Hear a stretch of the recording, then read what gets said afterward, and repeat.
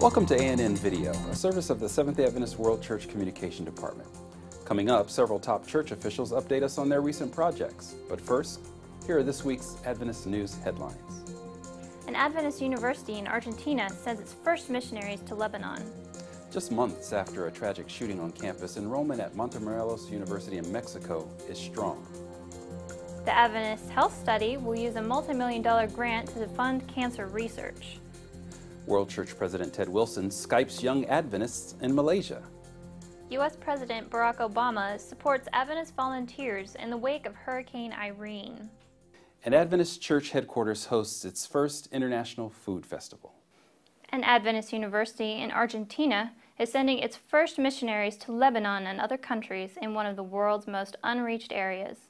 Spanning parts of North Africa and Asia, the region is home to 2/3 of the world's population, only 1% of which is Christian. 3 months after the shooting death of a Montemorelos University student, enrollment remains strong. Nearly 2,000 students enrolled this semester.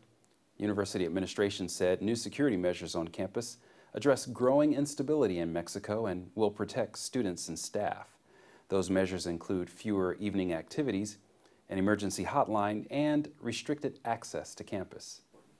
You've probably heard that green vegetables and legumes are good for you. Now, the Adventist Health Study number 2 is learning how these foods can help prevent cancer. The study got a $5.5 million boost recently, thanks to a grant from the National Cancer Institute. Principal investigator for the study, Gary Frazier, said the grant means Loma Linda University can expand its research. For more information, visit AdventistHealthStudy.org. Frequent traveler and Adventist Church President Ted Wilson visited Malaysia recently, virtually that is. Wilson used the video chat service Skype to address members of a youth congress in Taiping. Young Adventists listened live at 10 o'clock p.m. while Wilson sat at the breakfast table in a California home. He encouraged members who face challenges to religious freedom in the Southern Asia country. He also urged young people to depend on God to avoid discouragement. Adventist youth leaders in Malaysia said the idea of Skyping the World Church President came from a young member there. A visit from U.S. President Barack Obama this month supported Adventist volunteers in the wake of Hurricane Irene. Obama met with the volunteers from Adventist Community Services and other charities in the parking lot of a home improvement store in Paterson, New Jersey. The president applauded their relief efforts after the hurricane flooded homes and businesses in the state last month. An area Adventist church served as a distribution hub for food and supplies for thousands of affected residents. And finally this week, Adventist Church headquarters in the U.S. state of Maryland hosted its first community food fair, Healthy Taste of the World. Hundreds of church and community members enjoyed free samples of cuisine from every continent. A cookbook giveaway, food demonstrations, and health screenings made the event a practical way to share the church's take on healthy living. Also on hand, staff from Christian radio station WGTS, an area Adventist bookstore, and the Adventist Development and Relief Agency. Guests donated more than $700 to help relieve famine in the Horn of Africa. General Vice President Armando Miranda volunteered at the food fair. He's here to tell us how it ties into Mission Week at church headquarters. But before that, Elder Miranda, can you please tell us what was your inspiration for making a food fair your point of contact with our community? Well, we thought that it's very important to be in contact with the people, especially because we are a global church. So we have some good things to share with the people. And we thought that the health and food is something that attracts the people, is something that the people is interested in. And we have the opportunity to invite them to come and to just spend some time and not only to taste some of the food that we are just offering to them, but also to take time to speak. So for that reason, we just organized this event. And as a global community, we just are sure that the organization, the General Conference, has the privilege to be just in touch with the community. So at the same time, we organized the Mission Week just to emphasize that we have a message to share with the people, not only in the United States, because we are just a universal church with a universal message, and we think that it's very important for us to share that message that is important for everybody, and especially in this difficult time. Thank you, Elder Miranda. After the break, we'll talk to Adventist Mission about the first special offering funded almost 100 years ago.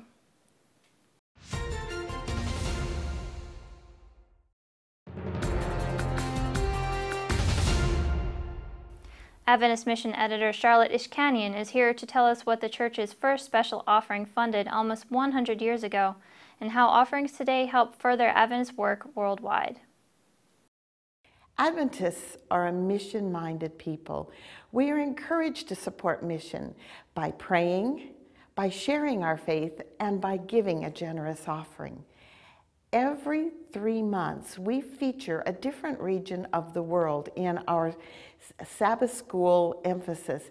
We learn about the challenges and the opportunities that each field has, and then we choose specific projects in that area that we can support with a special offering that we call 13th Sabbath Offering. Almost 100 years ago, the Seventh-day Adventist Church sponsored its first special offering. It helped to build a ship called the Pitcairn that sailed around the world, taking missionaries and ministers of the gospel to tell people in far-flung islands of the South Pacific about God's love. That project drew members together as no other has. On March 26th of this year, we gave a special offering that totaled $3 million. Part of that offering will go to help build school classroom blocks in 3 schools in India and a number of churches for small congregations who simply could never afford a church on their own. This offering was the second largest 13th Sabbath offering ever given. The largest was our love offerings and gifts to help rebuild the churches and the universities in Haiti. The Adventist Church, our mission is mission. An important reminder. And now we turn to Media Relations Specialist Megan Bronner for this week's social media highlights. Thanks, Garrett. We've had a busy week on Twitter. Adventist Review news editor Mark Kellner has been tweeting links to his blog. He's traveling through Israel with a group of Christian journalists, and you can follow along on AdventistReview.org, or you can follow him on Twitter. If you don't follow the General Conference Archives and Statistics Department, make sure to check them out on Twitter. They tweet daily about Adventist history, and you can always learn a little bit of interesting trivia from them. This week they tweeted about the Great Controversy. They said that while it's been through 3 revisions, the last one was only a slight refinement of text. The book was first published in 1858. Record Magazine, the church's magazine in the South Pacific, tweeted this week that the Ballarat Seventh-day Adventist Church celebrated its 125th anniversary. Congratulations, Ballarat. Close to home, the Columbia Union's magazine Visitor tweeted that members in Allegheny East and Pennsylvania have been working together to help flood victims. If you want to read more about it, visit Visitor Magazine's website. Loma Linda University tweeted about a very special invitation this week. They've been invited to participate in discussions at the White House regarding medically underserved communities in the United States. We also really liked an animated short film released this week by students at Southern Adventist University. The short film follows 2 space explorers who meet on a distant planet, fall in love, but risk tragic separation by a mysterious alien inhabitant. Find out how this ends on Vimeo. If you want to learn more, visit dangerplanet.blogspot.com. We also liked a story about a Polish immigrant woman who's made LaGrange Adventist Hospital in Illinois her home for the last 2 years. If you want to learn why, visit Adventist News Network's Facebook page and read the rest. Thanks for joining us this week. As always, follow us on Twitter and on Facebook for the latest news. A recent study by Pew Research Center says the religious freedom divide is widening. The church's liaison to Capitol Hill in Washington, D.C., Dwayne Leslie, is here to explain. The religion freedom forecast is grim for the 2 billion people around the world who are suffering because of their religious faith. This was recently highlighted in a Pew Research study that was released within the last few weeks. What we're finding is there's actually a growing disparity between the haves and the have-nots, where certain countries that have typically enjoyed high levels of protection are actually giving more, but countries that have had a high level of intolerance are actually increasing that intolerance at a disturbing level. We're seeing examples like that in China, Egypt, and Iran. We're also seeing examples in Hungary, where recently many churches have been deregistered, Ethiopia, where Christian churches have been bombed, and the assassination in Pakistan of a religious freedom advocate. What we're finding is the process is becoming increasingly politicized, where religion protection is based on the political whims or a change in government. That basically tells us is that we really need to focus in our department and protect religion around the world. After the break, find out our tech tip of the week.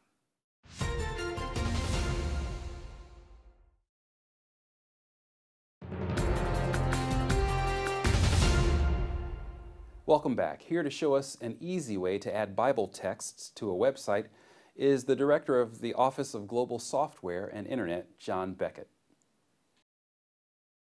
A lot of church websites have sermons, Bible studies, all kinds of things where there are Bible texts on the website. Sometimes, though, we don't make it as easy as we could to look up those texts in the Bible. I'm here today with John Fieser from the Adventist Ministerial Association here at the General Conference, and he's going to share with us a tool that we can use to make it easy for our visitors to look up those Bible texts. John, how did you learn about RefTagger? A few years ago, someone from the Logos Bible software company was here at the General Conference, and they visited with the Ministerial Association, and they showed us something called RefTagger. With RefTagger, if it's installed on the website, it will automatically highlight Bible passages, and when a website visitor mouses over it, it will pop up a little window, and it'll show the passage. And at that point, you can click on the passage and go see it, the full text, or if you just mouse out, it goes away, and it'll do that for all of the references on the page. And it's very easy to get started with that. Okay, how easy is it to get started with it? All you have to do is go to reftagger.com, and there's a little button that says Get RefTagger. You go there, you click it, and you copy the code, and you take it to your website, you paste it in the template or the template file, however your system works, and it'll start working right away. Great. So if you want to learn more about RefTagger, you can go to reftagger.com, and there are easy instructions to follow on that website for how you can install RefTagger on your website. Can your daily devotional book help educate Adventist women worldwide? Women's Ministries Associate Director Raquel Rice explains the connection. One of the areas that Women's Ministries coordinate at the General Conference is the Women's Ministries Scholarship Program. This program was established to support higher education for the Adventist women globally. This year is a very special year to all of us because we are celebrating the 20th anniversary of this program. Our mission is the same: to empower women, strengthen their families, improve communities, and build up our church globally by supporting higher education to our young women. One of the ways you can help is when you buy the Women's Devotional Book, written by women and for women. Why? There is something very exciting about this book. When you buy the book, you know that the royalties fund the scholarship program and help young women all over the globe. So I encourage you to buy the devotional book and to contribute to the scholarship program, and also to help women, young women in this church, to improve their lives and the lives for those who live around them.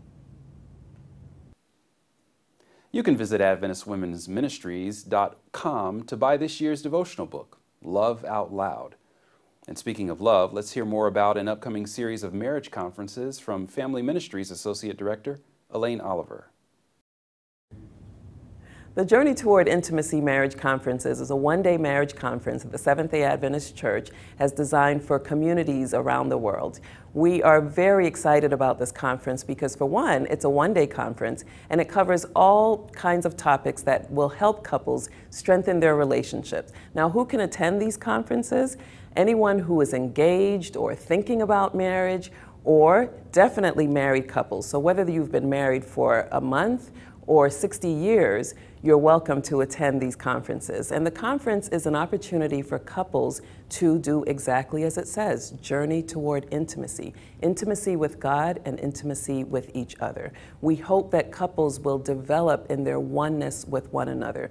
We also will help couples work on their communication with each other so that couples can learn how to communicate better with one another. We also hope that by spending a day with each other, couples will really have an opportunity to reconnect with each other and strengthen their marriage. And by doing so, they will also strengthen their families and pass on a legacy of a strong marriage to their families and to their communities at large. That's what we're hoping to accomplish with these conferences. It's not just to strengthen that one couple, but in the hopes that as we do these conferences, communities will be strengthened. And we know that when we have strong marriages, we have strong families.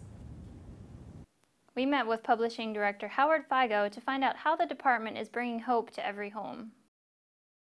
Greetings from the Publishing Ministries Department of the Seventh-day Adventist Church. Today, let me share with you a glimpse about the end-time role of the publishing ministry in proclaiming the gospel of Jesus. In Revelation 18, verse 1, John saw another angel coming down from heaven with great power that lightened the earth with its glory. Many years later, Ellen White said that the work of the angel in Revelation 18:1 in a great extent will be accomplished through our publishing houses. The publishing ministry came to existence by the providences of God to accomplish a specific purpose. Within this scriptural mandate is embodied our mission, and that is to enlighten the world with the glory of God through the use of our literature with the power of the printed page. We have adopted the theme, bringing hope into every home. We aim to reach every home with literature, bringing to them the hope only found in Jesus. Ellen White said that this will be accomplished through the circulation of our literature, by selling through our literature evangelists, and by sharing through our church members. Today we have 47,000 literature evangelists worldwide. We hope that with the 63 publishing houses, we can produce enough literature to circulate. With the power of God, we aim to accomplish this purpose for His glory. Thank you. After the break, we'll learn why chaplaincy is so much more than ministry to the military.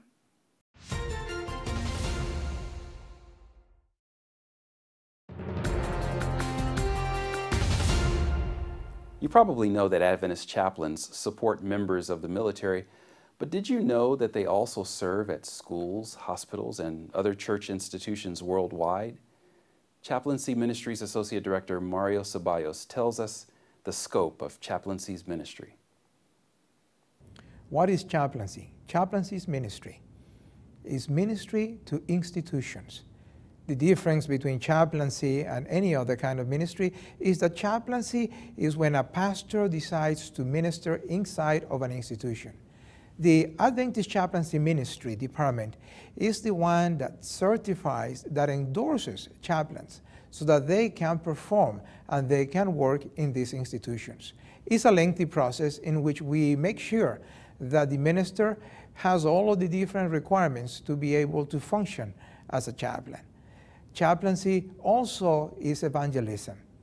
It is that particular branch of evangelism where we minister and where we feature and we nurture the people that are either in the hospitals, the students that are in the different institutions, the different campuses, and also those that are serving the military in the different countries of the world. So chaplaincy is evangelism, chaplaincy is ministry.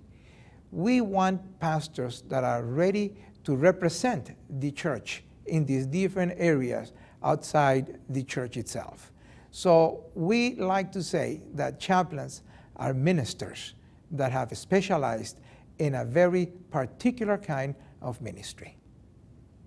Thanks for joining us this week for our first episode of A&M Video News. We close this week with a few thoughts from our World Church Communication Department Director, Williams Costa Jr. We are delighted to share with you an expansion of the Adventist News Network service. Since 1994, A&N has been delivering news, photos, commentaries, and information about the development of the church worldwide. Now, this service will be available to you through video. This program is the result of the collaborative effort of the General Conference Communication Department in partnership with the Adventist Review, Hope Channel, and Adventist World Radio. It will be delivered through radio, TV, internet, and the endless possibilities offered by social media. We desire to share hope and the good news of how God is leading the fulfillment of His mission on earth. Thank you for your prayers and support. And that's it for this edition of A&N Video. Join us again next week for more news from the headquarters of the Seventh-day Adventist Church. For daily news and videos, visit news.adventist.org. Until next time, God bless.